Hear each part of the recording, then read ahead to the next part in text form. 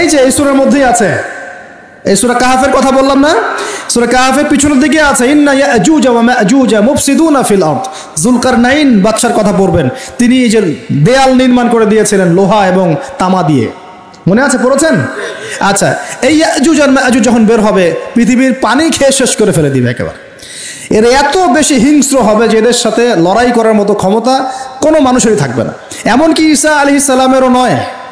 ঈসা আলাইহিস সালাম তুর পাহাড়ে চলে যাবেন মুসলিমদেরকে নিয়ে, তুর পাহাড়ের ভিতরে মুসলিমরা সেখানে লুকিয়ে থাকবে, পৃথিবীর মেসাকার অবস্থা হয়ে যাবে, পৃথিবীর পানি খেয়ে শেষ করে ফেলে দিবে, একদম হিংস্র প্রজাতি। তখন ঈসা আলাইহিস সালাম আল্লাহর কাছে দোয়া করবেন, আল্লাহ এই বিভৎস জাতিকে ধ্বংস করো। আল্লাহ রাব্বুল আলামিন তখন ওই ইয়াজুজ আর মাজুজের এই কাঁধে, ঠিক কাঁধের মাঝখানে একটা ভাইরাস জন্ম দিবেন। কি জন্ম দিবেন? ওই যে বলি না মহামারীর ভাইরাস, অমুক ভাইরাস তমুক ভাইরাস, এই ভাইরাস আরও সামনে আছে বাকি এখনো। ওই ভাইরাসে, ওই পোকায়, ওই ব্যাকটেরিয়া বা যেটাই হোক আল্লাহ পাক যাই দিবেন, এতে করে ইয়াজুজ আর মাজুজের পুরো প্রজাতি ধপ ধপ করে মারা যাবে। মানে এটা ছোঁয়াচে রোগ হবে। কি রোগ হবে? ছোঁয়াচে। ঠিক যেমন আমরা একটু করোনা দেখলাম না, একজন থেকে আরেকজন, একজন থেকে আরেকজন, এরকম জিনিস চলবে আরো বিশ্বে। আর এখনকার নতুন রিসার্চ হচ্ছে ওই সাইবেরিয়া অঞ্চলের যে বরফগুলো আছে না, ওর নিচে এই 1 লাখ বছর, 1.5 লাখ বছর, 2 লাখ বছর আগের ভাইরাসগুলো নতুন করে জায়গা শুরু করেছে এখন। হ্যাঁ, এগুলো বিজ্ঞানীরা বলছেন যে এগুলো আবার কোন দিন জানি পৃথিবীতে আত্মপ্রকাশ করা শুরু হয়। সব কিছুই ঘটবে। বিশ্বটার খুব রহস্য আছে, বিশ্বটার অনেক রহস্য আছে।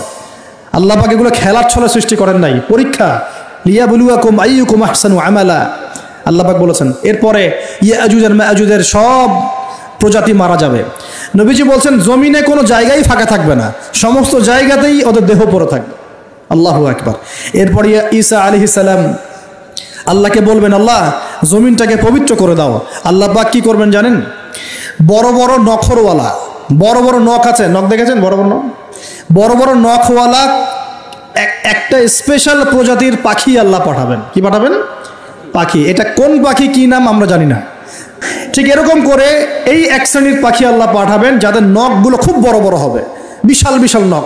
এই নখগুলো দিয়ে তারা দেহগুলোকে উঠাবে, উঠিয়ে নিয়ে কোথায় যে ফেলে দেবে আল্লাহ ভালো জানেন। সুবহানাল্লাহ, আল্লাহু আকবার। আল্লাহ পাক বিশ্বে কত কি বাকি রেখেছেন এখন। এরপরে আল্লাহ পাক কি করবেন জানেন? আল্লাহ পাক বৃষ্টি বর্ষণ করবেন। এত বেশি বৃষ্টি হবে, এত বৃষ্টি হবে, জমিন ধুয়ে পরিষ্কার হয়ে যাবে। হাদিসে আসছে জমিন একদম চকচক করবে, জমিটা পরিষ্কার হয়ে চকচক করতে থাকবে। এরপরে কারণ ওই ভাইরাস তো ধুইতে হবে না, ভাইরাসকে ধুয়ে সাফ করতে হবে। তারপরে ঈসা আলাইহিস সালামের সময়ে বলা হচ্ছে, তার সময়ে একটা ডালিম, ডালিম দেখেছেন কিনা? আনার ডালিম, এই ডালিমের যে খোসা হয় না, এই ডালিমের খোসার নিচে একটা পুরো পরিবার আশ্রয় নিতে পারবে। কি বুঝলেন? এত বড় বড় ফল হবে, এত বরকত হবে জমিনের মধ্যে। কখন বরকত হয়? যখন একটা জনপদের অধিবাসীরা আল্লাহর সামনে আত্মসমর্পণ করে, তখন আল্লাহ বরকত দেন। আমরা কি আত্মসমর্পণ করছি? এই জন্যই তো অর্থনৈতিক মন্দা চলছে। এমনি এমনি নাকি? সুদ খাচ্ছেন, দিব্যি ঘুষ খাচ্ছেন, দুর্নীতি করছেন, জেনা করছেন, মানুষের সম্পদ আত্মসাৎ করছেন, মাপে কম দিচ্ছেন, আবার নামাজও পড়ছেন, মাশাআল্লাহ। তো বরকত কোত্থেকে আসবে? তো বরকত কখন আসে? যখন একটা কওম আল্লাহর সামনে সম্পূর্ণ আত্মসমর্পণ করে। একটা ডালিম হবে, এটা রূপকথা নয়, এগুলা গাল গল্প বলছি না। এই প্রতিটা কথা আল্লাহ পাকের ওহী থেকে আসছে, এর একটা কথাও মিথ্যা হবে না ইনশাআল্লাহ তাআলা। বিশ্ববাসীরা দেখবে একটা ডালিমের নিচে একটা পরিবার আশ্রয় নিতে পারবে। এত স্পেসিফিকলি বলা হয়েছে হাদিসগুলোতে। নবী সাল্লাল্লাহু আলাইহি ওয়াসাল্লাম বলেছেন যে 10 জন ঘোড়সওয়ার, কয়জন ঘোড়সওয়ার? 10 জন ঘোড়সওয়ার বের হবে ইমাম মাহদির সময়, যারা খোঁজ নিতে যাবে যে দেখি দাজ্জাল বের হয়েছে কিনা। ঘোড়ায় করে খোঁজ নিতে যাবে, দেখি দাজ্জাল বের হয়েছে কিনা। ওই 10, নবীজি বলছেন আমি ওই 10 জনের নামও জানি, ওদের বাবার নামও জানি। সুবহানাল্লাহ। এত স্পেসিফিক জ্ঞান দেওয়া হয়েছে আল্লাহর পক্ষ থেকে নবী সাল্লাল্লাহু আলাইহি ওয়াসাল্লামকে। তার হাদিস থেকে বলছি যে ডালিমের নিচে পরিবার আশ্রয় নিতে পারবে। তো অনেকে হয়তো হাসবে, কি বলে একটু উল্টাপাল্টা কথা, তাই না? নাস্তিকরা মনে করতে পারে যে হাসবে, আরে হাহারি এক দিয়ে রেখে দেবে। এখন মানুষ ফেসবুকের মতো চিন্তা করে, ফেসবুকের মতো হাসে, ফেসবুকের মতো কাঁদে। মানুষ এখন রোবটিক হয়ে গেছে। ঠিক আছে, আচ্ছা। তো এরপর কি? এরপরে বরকতের এই সময়টা শেষ হয়ে যাবে কখন? যখন মানুষ আবার সেই জেনা, পাপ, শিরিক, কুফর এগুলোতে লিপ্ত হবে। আল্লাহ রাসূল বলছেন এমন একটা মানুষও বাকি থাকবে না, একটা মানুষও না যে খালি লা ইলাহা ইল্লাল্লাহ কালিমাটা পড়তে জানে, এমন একটা মানুষও বাকি থাকবে না। বলেন নাউজুবিল্লাহ। ওরা হবে এই পৃথিবীর সবচেয়ে নিকৃষ্ট মানুষ, ওদের চেয়ে নিকৃষ্ট কোনো মানুষ এই পৃথিবীতে হবে না। এখনো কি এরকম সময় আসছে? আসে নাই। এখন কি লা ইলাহা ইল্লাল্লাহ আছে না? আছে, হ্যাঁ, হয়তো তার পূর্ণাঙ্গ প্রয়োগটা নাই, কিন্তু কালিমা তো আছে কি না? তখন নবীজি বলছেন এমন একটা যুগ আসবে যে লা ইলাহা ইল্লাল্লাহ বলার মতো একটা মানুষ খুঁজে পাওয়া যাবে না, আর মানুষ রাস্তাঘাটে কুকুরের মতো জেনা করবে। রাস্তাঘাটে কুকুর যেমন সঙ্গম করে না রাস্তাঘাটে, ওই রকম করে মানুষ রাস্তাঘাটে জেনা করবে। ওই সময়ে আল্লাহ রাব্বুল আলামিন পশ্চিম দিক থেকে সূর্য উঠাবেন। কোন দিক থেকে? সূর্য সত্যি সত্যি পশ্চিম দিকে উঠবে। পৃথিবী একদিকে ঘুরছে না এখন, কে জানে আল্লাহ পাক পৃথিবীর ঘূর্ণন থামিয়ে উল্টা দিকে ঘোরাতে পারেন না? অবশ্যই পারেন। আল্লাহ পাকের জন্য এটা খালি বলা, কুন ফায়াকুন, হও হয়ে যাও, ব্যাস ব্যাস। আমি কয়েকদিন আগে রিপোর্ট দেখেছি, পৃথিবীর নিচে কিন্তু আগুনের স্তর আছে, জানেন তো? পৃথিবীর নিচে আগ্নেয়গিরিগুলো আছে। পৃথিবীর ভিতরেও একটা ঘূর্ণন হয়, সেই ঘূর্ণনের দিক পরিবর্তন হচ্ছে দিন দিন, এমনটা রিপোর্ট এসেছে। দেখেন, আপনি ইন্টারনেট ঘাটাঘাটি করেন, দেখেন। আর অনেকে রিপোর্ট করছে যে পৃথিবী আগে যে গতিতে ঘুরতো, এখন পৃথিবীর ঘূর্ণন গতি একটু বেড়ে গেছে। দেখেন রিপোর্ট, দেখেন। ঘূর্ণন গতি বেড়ে যাওয়ার মানে হচ্ছে টাইম দ্রুত পাস করবে। আর শেষ জামানার হাদিস এটাও আছে যে সময় দ্রুত পাস করবে, আছে না?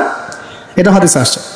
তো প্রিয় ভাইরা, এই সময়ে মানুষ খারাপ হওয়া শুরু করার পরে এমন খারাপ হবে আল্লাহর নাম নেওয়ার মতো কোনো মানুষ থাকবে না, আল্লাহ আল্লাহ বলার মতো কোনো মানুষ থাকবে না। তখন পশ্চিম দিক থেকে সূর্য উঠবে।